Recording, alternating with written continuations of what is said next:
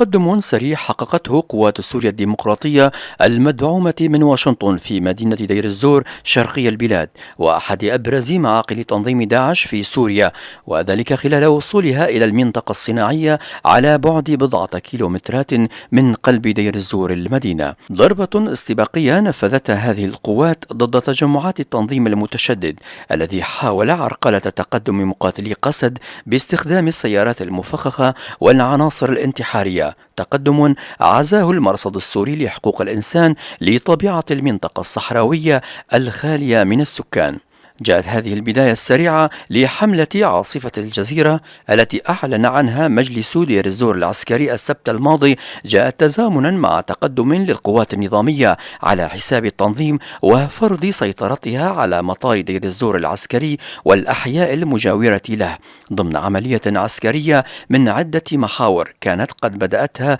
بتغطية من سلاح الجو الروسي منذ أسابيع. وتأمل تلك القوات في قطع خطوط إمداد تنظيم داعش من المحافظة الغنية بالنفط إلى معقله في الرقة شرقي البلاد. ومن المرجح أن تجعل تلك العمليات العسكرية قوات سوريا الديمقراطية قريبة من القوات النظامية اللتان بدأتا معركة دير الزور في توقيت واحد ومن جبهتين مختلفتين، لكن المتحدث الرسمي باسم قسد العميد طلال سلو نفى وجود أي تنسيق بينهم وبين قوات النظام في معركة تحرير دير الزور وريفها، مستبعدا فكرة حدوث تصادم أو تقارب بين الطرفين. سباق سياسي قبل أن يكون عسكري بين اللاعبين الرئيسين في الأزمة السورية أمريكا وروسيا، حيث ارتسمت ملامحه مع بدء معركة دير الزور التي بدأتها قوات سوريا الديمقراطية والجيش النظامي في توقيت واحد، الأول بدعم أمريكي